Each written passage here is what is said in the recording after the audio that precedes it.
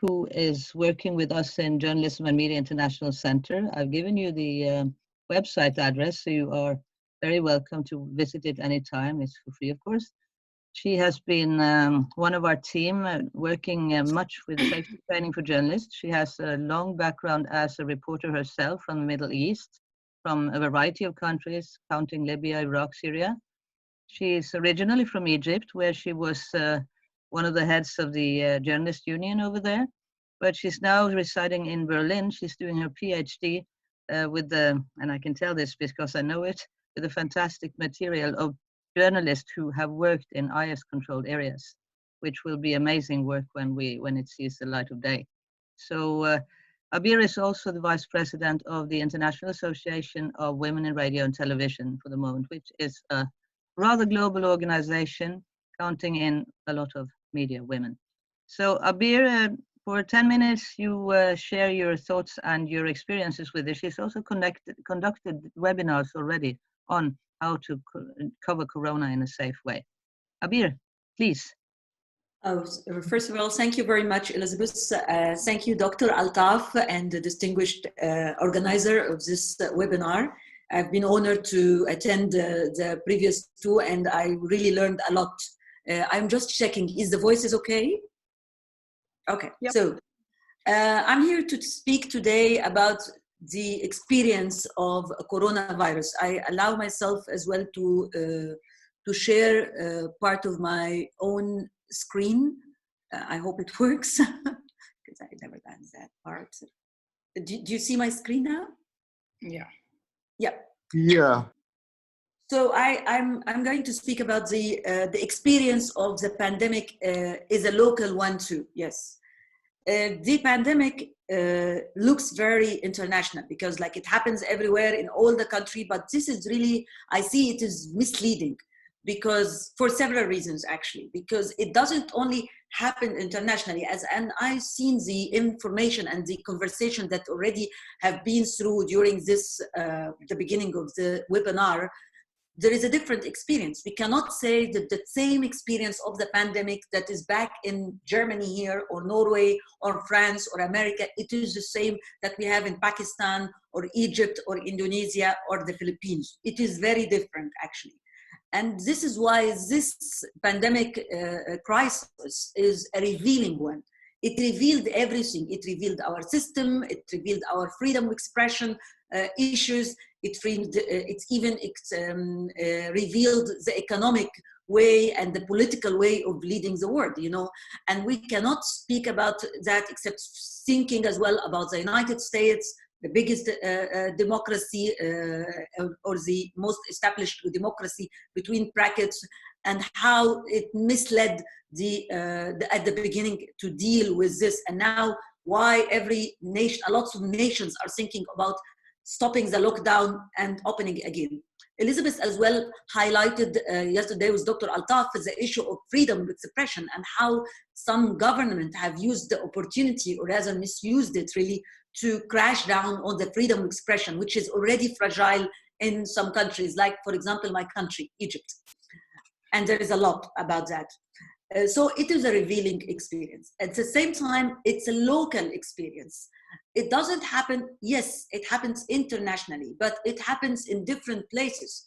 Places where there was a lot of cases of the disease are different than other places where there are less cases about the disease. It's different. Categories of people who are doctors, who are in the medical care, nurses, ambulance drivers, supermarket people working in the supermarket, those people are not the same people who had to stay in the lockdown. So it is a different experience. And because it's different as well, it's a personal experience as well. So people in the isolation as well, not everybody in the isolation can have a secured salary, can have education for the kids to know what they are going to do and what they are not, because there is this world is already have experienced some, it's not a crisis, but we have a lot of economic issues that is going to be developed to a crisis. Or already we have seen and sensed it around the world, the crisis. Everybody's speaking about the biggest economic crisis in the modern history. We are doing this. So people who are worried, people who demonstrated around the world. There is demonstration against the pandemic in one or two of the Egyptian cities. And I'm speaking about Egypt here because Egypt is a very similar country in Pakistan. Actually, I've never seen two countries that similar, and they don't know that much how similar they are. But there were demonstrations against the pandemic in some cities, because I don't know, maybe because we have 10 years of our fail of our revolution. So they think if they demonstrated, they can show, someone can hear, the government can hear. If the government can hear, God can hear. That's how they do it. So we had this demonstration because this is very local, very different. It needed a different kind of media to deal with this pandemic. The mainstream media have competitors. The mainstream media, I don't want to generalize because I don't want to contradict myself as well, because I'm speaking how special this is. But I mean, the mainstream media in many countries, in several countries in the world, have failed the people. And I hear a lot of criticism expressed on the social media with the languages that I can speak in. And I hear from others who masters other languages. Even here in Germany, which is like number 11 around the world, according to RSF, Reporters Without Borders, last thing, they have problems because they see that the mainstream media doesn't criticize the government. And there is a lot of criticism that can be directed to the government. So relying on the mainstream media is very misleading, actually, because the mainstream media, if there is something we can call the mainstream, because you know its amount of followers now, and a lot of people are following the internet, and people do not find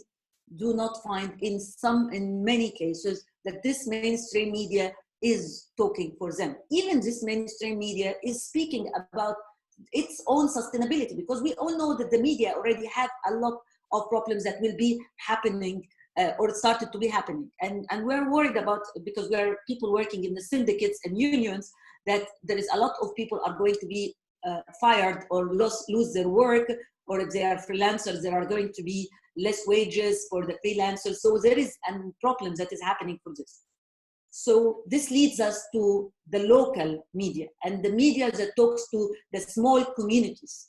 Whether these communities is ethnicity communities, different ethnicity or different religions or different geographic states or of different backgrounds. Like for example, here in Europe, we have people following those kind of media that is directing for the refugee, because the refugee is a reality here in Europe, and it has been 6 years, for example, here, and it's expected in 2020 for the first group who came in 2014 to take the German nationality or other nationality of other countries. Some of them already had in France, for example, and the other. So there is a reality. In addition to this, even, and I'm not speaking a lot about Europe, but it's just an indicator, even Europe itself needs this kind of media, because, for example, people who have come here in the 60s and the 50s from countries like Turkey, those people do not now follow that much the mainstream German media. This tells us that they have, whenever there is this gap of representation, there is something that comes unoccurred. So in Europe here, for example, people who have been giving courses, I mean language courses to people online or giving information online, they had to change their own channels now, and they have to read the German media and read the needs of the people and start to speak to the people. Not a lot of media houses that have been established. There is one in Sweden, there's 2 or 3 here in German, but this is not enough. So there is a lot of bloggers who turn to this. Luckily, some countries already have established some community media. And I'm speaking here, and I'm not going to speak a lot about India, but I'm just going to show one case study. I asked our colleague Arshana Kapoor, who is involved with a radio experience in an area called Mewit. I hope I'm pronouncing it right, which called SMART. And those photos that I'm sharing in my screen are from this community radio in India. This is a Muslim community area, and this radio have been established in 2010. And as you see, the women in this community are already operating and contributing into the media. And this community media, they are running it, they have some experience, but they are doing things. And they had to deal with the experience of COVID-19 with their own capacity. When we speak internationally about the social distancing, this is an expression that is not the best in our regions, because we are speaking about families coming together. So sometimes we have to change the terminology and to try to deal with it with the people. So it is a distance, we can say safe distance. So they started to work, and I mean, not only is this community radio, I'm speaking about our community radio, International Association Women in Radio and Television has established disaster community radio after the typhoon Haiyan typhoon in the Philippines.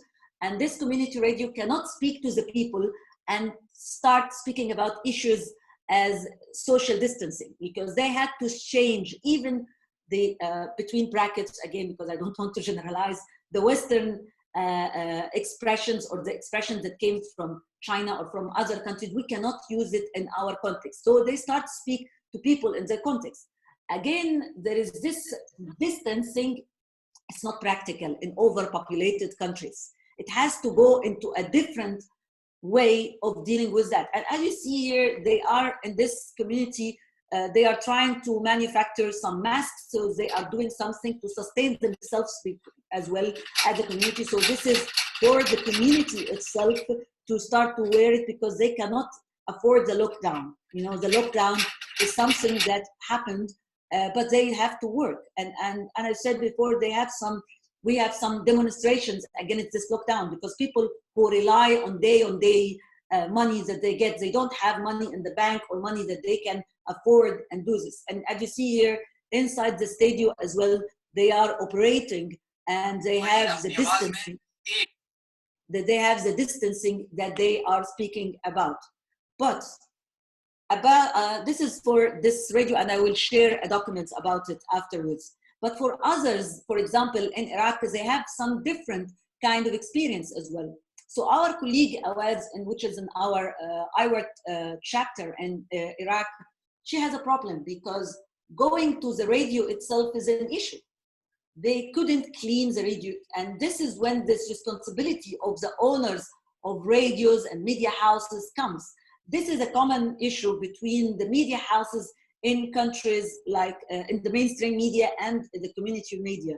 But then later, because she talked to me, I talked with her, with the others, and with the owners, and it ended up, they did it in cooperation to clean the radio. Radio Nawa is in northern Iraq, in a Kurdish area, and it's similar to Radio Arta, which is in another conflict zone, which is in Syria.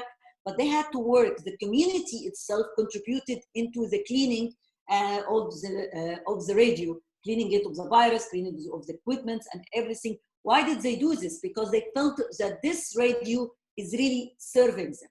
So this is one of the security issues that we have to do together. The other thing is the journalists are afraid, those journalists are targeting social phenomena that happen. Domestic violence, and I hope we can tackle this more in the question and answers, because it's a big issue actually, is one important issue those community media is dealing with, which is a big issue, for example. And the other issue that they are speaking a bit is about the defaming of the people, the stigma that comes with this disease, with this virus. The problem is that the heritage that we have in our parts of the world, with the cholera, with the Ebola in Africa, with the others, it stigmatizes the people that get this virus. And the community media is able to speak to the people in their own language, in their own dialectic, and in their own culture, which is important. And it's very well known what is their economic situation is. So they are speaking to the people in their language and in their needs. In Iraq, for example, we have learned of a lot of cases that happened. You know, Iraq, Egypt, others, we have the problems, the owner killing, all the things that you can hear in your part of the world as well. So a lot of families were against that their daughters are kept inside the isolation hospitals. This was not practical, and this was not acceptable for the families. So the community media stepped in and started to speak to the families and start to have different hosts. We can speak about it forever, because that's a big issue as well. There is as well some issues related to the safety of those journalists. So the problem is that they go to the streets. There is curfew in the streets.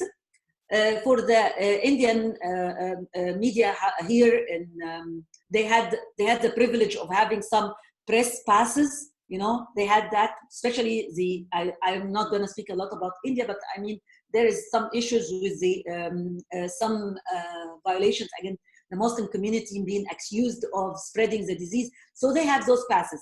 But for our colleagues in the Philippines, and I mean the head of the radio that are just in Pattaya Island in Cebu, she was detained at February for the cause of the pandemic. She was covering the pandemic, and they came to her house and they arrested her.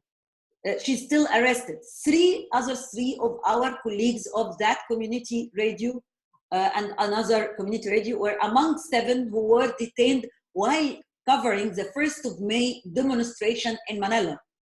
Why they were detained? Because they broke the curfew. It was not the curfew at that time. And at the end of the day, it is a crash down on freedom of expression. There is a big crash down on freedom of expression, and there is a seizing of the opportunity. In Egypt, we have this more. We don't even have this community media. We have a lot of cases. I can tell you the declared cases in my country are not true.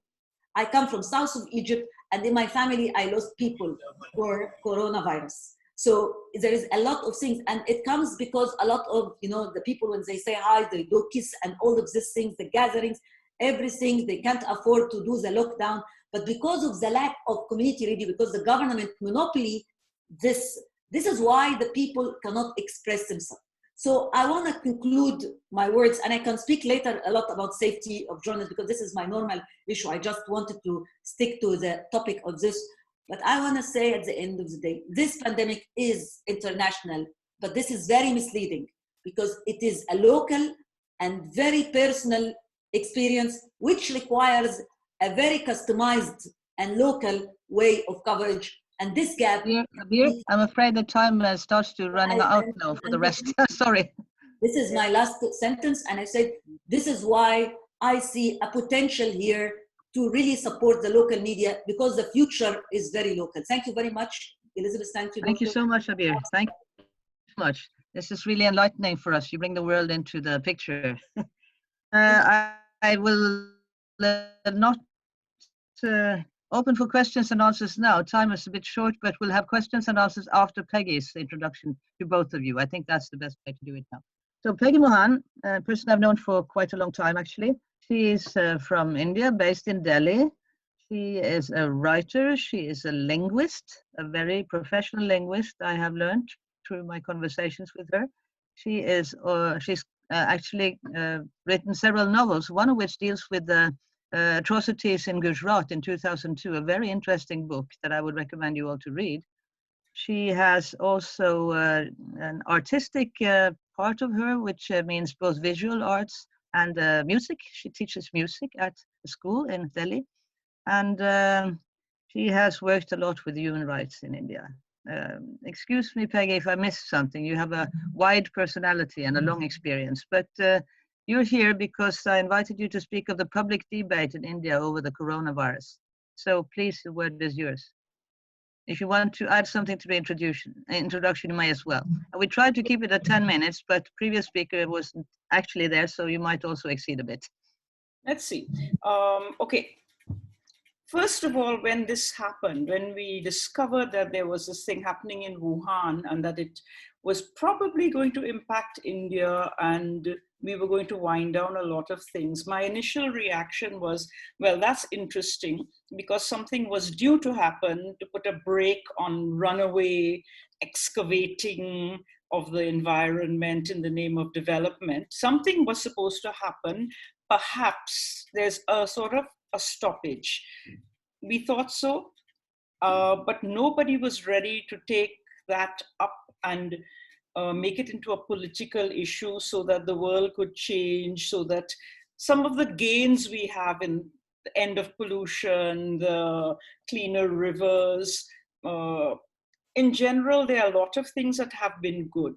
But what has happened instead is, I feel, well, a number of things. First of all, the word coronavirus only came in the middle of March after Modi was finished in having Donald Trump over and taking over the government of Madhya Pradesh. She had all the time to do this. And then he suddenly sat up and said, how nice, I shall lock everybody down. So he locked everybody down, and in that way completely seized the initiative. And from no interest whatsoever in a virus, it became full interest in controlling something that you couldn't really control, but which looked suspiciously like picking up people who they wanted to pick up anyway, turning it into a Muslim issue very conveniently so that that deflects criticism, and you playing to your supporters that see, these people who come to Nizamuddin are highly dangerous and we're protecting you. You have a large number of people who are fairly rich, afraid mostly of death, who will be supportive of just about anything, including a long-term lockdown where they are not earning any money. So what has happened, which is very confusing to me, is, first of all, you talk about the press. Increasingly over the years, our presses have been bought up by certain big business concerns in India, which are very friendly to the government. And if they aren't, then all kinds of cases are put against them. Eventually, they are bought over, and mainstream media is not really useful for criticism, because if they try to criticize or to say anything that's not going completely with what the government wants, they will find themselves probably having to shut down or sell out or fire a large number of staff. So media is a different matter. So what has media been able to do? It's played to that fear that people have of death, which keeps it going. But the truth of the matter is, here and there in smaller things like internet portals, people are able to put out their criticisms, like, what has been the real number of people dying? We can't test. Poor countries cannot test. And from some of the studies, my husband is one, he does epidemiology studies. The only difference between the countries that test and the countries that don't test is that the ones that test are richer. There's no correlation whatsoever in the death rate. Death rate is, I think, what I look at. Because if you have a little kid running around who's asymptomatic, except for the fact that that person can infect others, and I think some of us much before the breakdown were infected, you're not worried about people who are not sick. You're worried about people who are dying. And that's not generally been happening so much in India, and definitely not enough to justify the kind of cracking down that you find. That first the government says things like people over 65 are not to leave their homes. Now, what? You see little children afraid to go in the park. All of this is playing to something that keeps people very well house trained about what the future is going to be like. They say there is no going back. We are going to be social distancing pretty much forever, or at least for 1 year. And we are being trained into a kind of acceptance of being herded around. The interesting thing is that the virus is nowhere near as dangerous, and certainly not for us, as they're making out. They found out later that it's a convenient thing to use. But 1% death, 1% people die. People die of flu. People in India, 1,100 people a day die of tuberculosis. 1,000 people, including many children, die of other respiratory diseases. We have 1.37 billion people. So people die, you know. They die of other things too. 500 die of malaria. All of these are things that was very easy to solve. We have not been doing, and there's been no panic about it. Even in the US, according to CDC, 61,099 patients died last year of the flu, or last flu season. Now, this year it's just gone over 62,000. One is cause for a worldwide lockdown, and the other is not something to even be remarked on. And that's when there were vaccines in place for that other flu. So the point is, I suspect, and many people are suspecting, that this is not about a virus. This is very much about an experiment that a few people have found convenient to do on us, to see just how much policing and locking down and behavior, whatever, we are going to take. And every day we find something else to shock us, that the government has gone further on. And they have reached a situation where we don't believe that there's any way we can change it. So it's just, we have begun to behave like battered wives in an abusive relationship, that you can just meet your friends and say, "Isne mara," as they say in Urdu, he hit me last night. And then you talk about that, but you can't actually do anything about it. I almost feel that this virus was something salutary. It made us stop, big global warming roller coaster that we were on, digging out everything off the ground, raising dust in the air from all the construction, pumping raw effluent straight into the river, making the roads so unsafe that little children have to be dropped everywhere if you have a car. Something good was about to happen, and it was hijacked because a number of people, I think they just suddenly woke up one day and said, this is a very useful thing. And the virus is going to be blamed for our economy was about to collapse. Now everybody's just collapsing, so we're not so bad. So I'm extremely suspicious of the whole thing, and I believe that most of what journalists have to say, they tell you privately, because you don't get to see very much in the newspapers. And anybody who is critical, they're critical for some time, and then you suddenly see an amazing good behavior start, and you don't know what to make of it. And of course, you do know what to make of it. I'm taking it a little away from the virus. I don't want to keep telling people that they have to behave or that they need to maintain social distancing. We are not getting sick.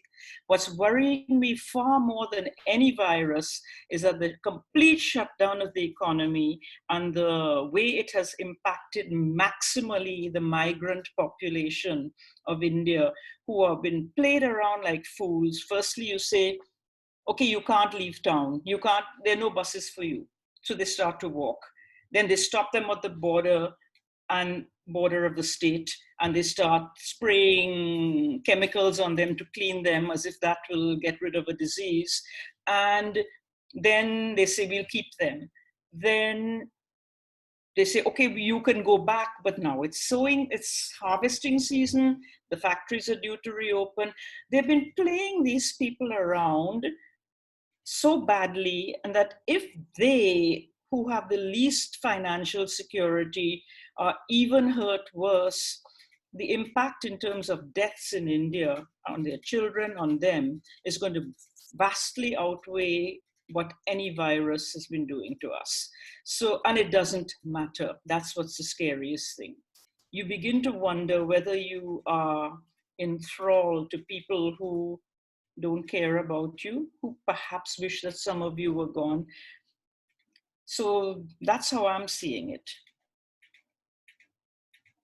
The migrants, I think, are a very major issue for me, though, how the poor have been impacted by this extremely harsh lockdown, and where there's absolutely no response or concern from above.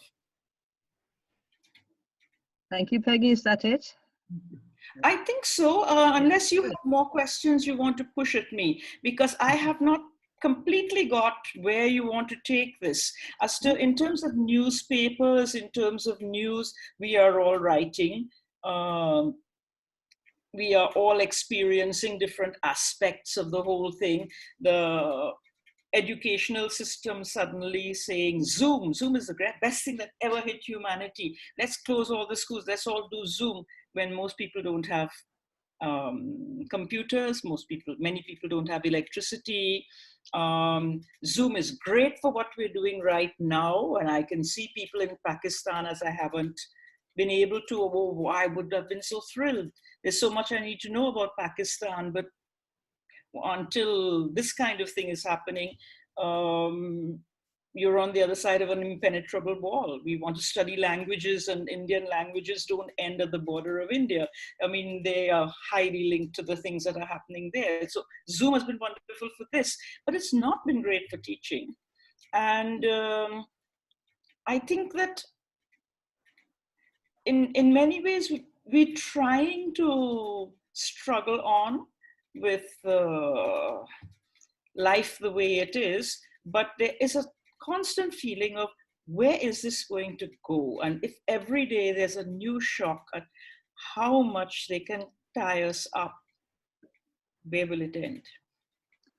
I think we could encourage everyone in the room now to post questions either on the chat or in other way to both Abir and to Peggy for some minutes before I'll pass over to my colleagues in Lahore. Mr. Khattak, you have the time to be with us until the end of the session, I hope, or how is that? Welcome, by the way. Thank you so much. Thanks for having me. Very happy to be part of this conversation. It's a difficult conversation for all of us because all of us are passing through some very unusual times.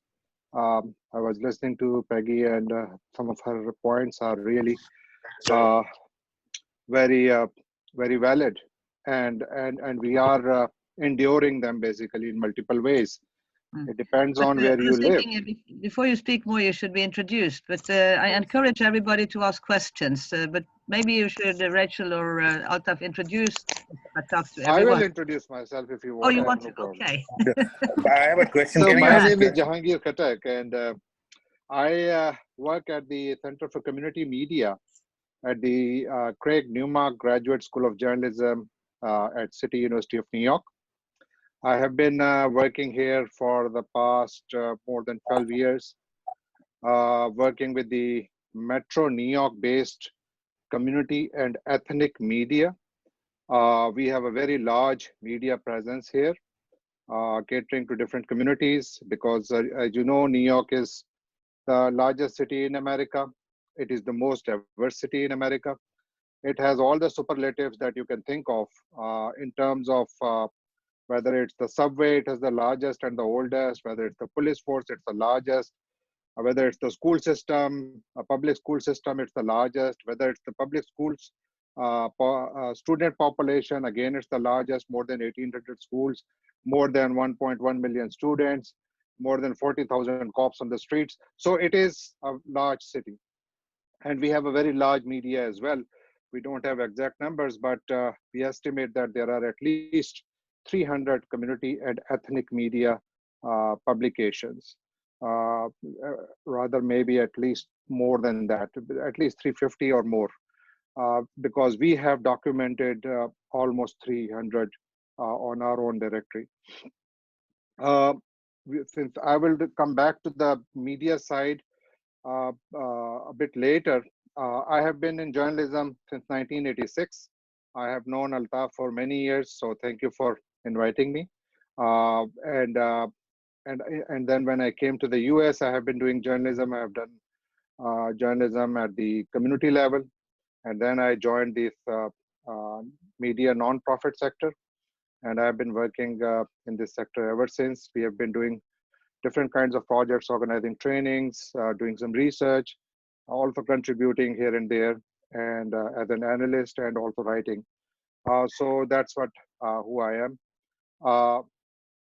In terms of the COVID-19 or coronavirus that we are talking about, and what we are hearing from all directions, basically, you turn on the television and you have a story. In New York City, if I tell you, just to give you an example, how what kind of life or what kind of situation we are in, On March 14th, New York City, city of almost 8.7 million people. If you add undocumented immigrants, it may be about 10 million people. We had 185 cases of COVID-19 on March 14th, and we had no death. And today, New York City has more than 171,000 cases, and more than 19,000 are dead. So just do the math and see at what rate we are losing people. The funeral homes in the city are flooded with dead bodies. Uh, Recently, I was doing a story on the Muslim funeral homes, how many Pakistanis have died. And I spoke to a few folks who are running funeral homes here. And what I heard was really disturbing. The number of dead is unbelievable. And then I received at least one video of a Muslim funeral home which had dead bodies all around. I have never seen anything like horrific, number of dead in one funeral home where they had dead bodies all around. So more the hospitals mortuaries are full. In Brooklyn, just 3 days back, the residents of one neighborhood reported a lot of bad smell. They reported to the police. Police came, and there were two trucks parked in front of a funeral home. They found 100 dead bodies in unrefrigerated trucks.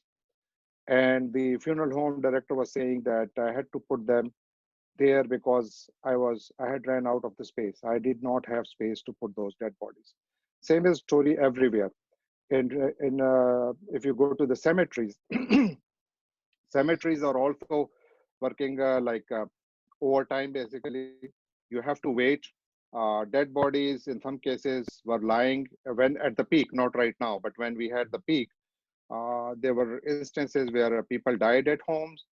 And at that time, the New York City government was not counting those dead. And everybody was saying that your numbers are wrong. More people have died than what you are reporting, because what the city was doing, it was getting the numbers from the New York City hospitals.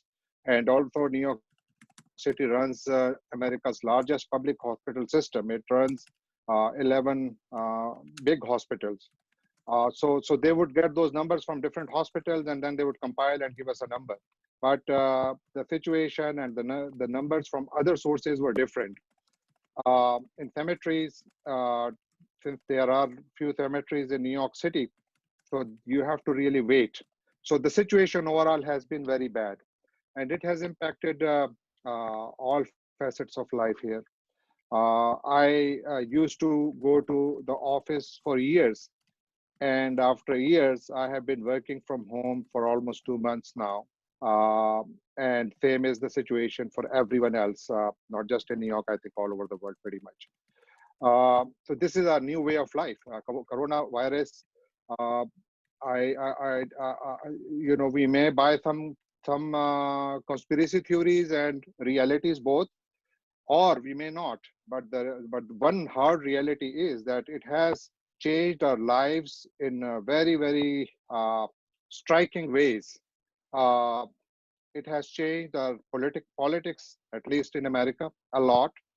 I think it's going to impact the political landscape in this country this November, because we are headed to an election, and it's going to be the most consequential presidential election in modern US history, to me at least, because uh, America has very striking choices. Many people still blame President Trump because he was in a state of denial at the beginning of this virus. I have heard many doctors telling me that they saw patients with corona-like symptoms as far back as in November last year. And there are reports that there were some deaths last year, and there is growing evidence that those folks also died of corona. So we don't know what exactly happened. We will know it, or we may not know it. I don't know. But someday, some facts will definitely come forward. But for now, there is certainly a big confusion as well in terms of why we did not react, why were we so slow. At one point in time, like New York State has 53,000 hospital beds. And when the virus started spreading in New York City, and it spread very fast, like unbelievably fast, because more than 6 million New Yorkers travel via our mass transit system every day. And at that time, there was no, effort on the part of, local administration to disinfect the trains and the buses. So the virus spread like a wildfire. And when they, by the time they realized the damage, I think had already been done. And at that time, the governor himself was projecting that the city, the New York State, not just city, New York State will need at least 100 and about 100,000, a little over 100,000 hospital beds. And then he issued an executive order asking hospitals to increase their bed capacity. And virtually, they turned all the hospitals into ICUs. And thousands of ventilators were brought in, and we saw a huge public health emergency. But that was probably late. So I have a lot to say on that side. I think I will restrain myself and come back to a little bit towards how it is impacting journalism, because that's where I'm working and I'm focused on. So we at the center have been doing some research as well. It has really impacted the media very, very badly in America, especially in New York. We have like three kinds of media in New York City, rather in Metro New York region. We have very large newspapers, which have daily circulation of like about 200,000. And then we have medium-sized publications, which have like a weekly circulation, maybe of a few thousand. And then we have very small media houses, which are in majority, where one person wears all possible hats that you can think of in a newspaper office.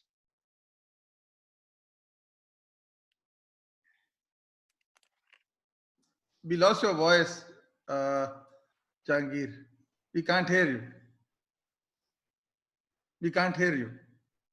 Yeah. No, not yet. Maybe it's the... Can you recheck the microphone or use earphones with a microphone? Either you can... No, not yet. I think if you take off the AirPod, yeah, I am removing it. Yeah, I'm removing it. Can you hear me now? Wow. Yeah, perfect, perfect. Okay. Yeah. So Right. I'm sorry. Yeah. So I don't know how much you how much you could hear, because I was talking about the media in New York City. And smaller size publications like which yeah. Oh, we lost your... So those are the publications Yeah. which have been impacted the most. For example, I did a small survey about the South Asian media, like the media that serves the Indian, Pakistani, Bangladeshi, Nepalese communities. And I found that we have, like in New York City, we have about 44 or a little over 44 South Asian newspapers. And out of those 44, more than 36 had stopped their print editions. They are just online. And more than 50% of them reported that they have lost almost 100% of their ad business. The rest of them who say that we still have a little bit of advertising reported that they don't expect any money, because the businesses that are advertising, they are virtually closed. So we don't expect, how will they pay us? So that money is also gone. So what we have been trying to do is stop this desertification of news media in New York City and beyond, because we are working over the past almost a year now, we have expanded our work to Chicago and some other cities as well. And the trend is pretty much the same all over. What we are trying to do is we are convincing the local government that they need to spend more in our media. Like this stimulus package in which for the small businesses, the Small Business Administration allocated $350 billion in first tranche, and then second one was I think 250 or a little over that. And our media applied. I am following that, and the number of people who are being accepted for these loans, the PPP program, they call it, Paycheck Protection Program, where an employer, if he or she continues to pay their employees, the government will forgive those loans. So people have received, but I think the numbers are not very high. So overall, we have seen many newspapers closing down. People are shifting. The news business is, in fact, in transformation in many ways here because of coronavirus. Many publications have started podcasts. It is becoming a big deal now. Zoom, just like Peggy mentioned, I think Zoom has become an integral part of our, this post-corona world, where we do all our business pretty much on Zoom. And I think that may be the reality for the foreseeable future until we evolve or develop new systems, because you see, it is redefining everything, including journalism. I think it's going to have very serious implications for journalism, because the storytelling that we see right now, I think it is changing, and I think it will continue to change because many employers have been devastated. Many employers have found opportunities. Today, I did a training in collaboration with Kickstarter, who are a crowdfunding platform for reporters, for publishers today, because we feel that while the ad revenue streams are drying up, while the governments are struggling because they have huge budget deficits and they're trying. I mean, in New York City, the mayor, we did a report a few years back where we found that more than 82% of the ads of New York City government were going to the mainstream newspapers. And we just raised this question that why 82% of the ad will go to the mainstream newspapers when the city's population, 37% of the population is foreign born. And if you add the second generation immigrants, almost half of them are foreign born. So why you would give 82% of the ads to the mainstream newspapers? We feel that we should have a greater share. And also, this is my personal opinion, that immigration is a three-tier process. You leave your country of origin, go to another country. In my case, I came from Pakistan. America embraced me, I embraced America. Second was assimilation. I assimilated the local culture traditions as much as my own culture and traditions allowed me. And then comes integration. So these people are in different phases of integration, and this media is playing a very important role. Just to give you an example, in New York City, a city of 8.7 million people, according to New York City's Department of Education, the student population speaks more than 200 languages at their homes. And majority of the almost 1.8 million New Yorkers have no or little English language skills. So their primary source of information is their media in their own languages. So if you want to integrate these populations into the mainstream, you have to empower their media, because that's where their information is coming from. And that's our main pitching point to the city government, that they should invest more in this media, because it's a good investment. Coming back to the transformation in the media, I think it will continue. We don't know how the media will look like, at least the local media will look like, but people are going for crowdfunding. I have a friend who runs a small website in Brooklyn. He started Kickstarter. Instead, he went to another crowdfunding platform for $20,000. He has raised about $6,000. I spoke to another reporter at Seattle Times because I heard about her, and then I called her because I wanted to do some panel, which we could not, unfortunately, because we are doing so much and it was very hard to accommodate another panel. But I spoke to her to what she had done because so many journalists have been furloughed. So what she did, she went on GoFundMe and created a fund for the furloughed journalists, and she raised $50,000 within, I think, few days, and she distributed that money, because it's all about survival, and how the media will survive, how journalists will survive, the storytellers will survive, and the art of storytelling will remain there, but the modes and the platforms will change. So we are passing through really challenging times. These are very challenging emotionally. These are very challenging economically. These are very challenging politically. We are seeing the impact everywhere. So, like conspiracy theories aside, I think that coronavirus has really impacted the world around me. That I can see, and I'm feeling it. I can go for a long time, so but I'll stop here. So again, thank you so much for giving me the opportunity to share my thoughts.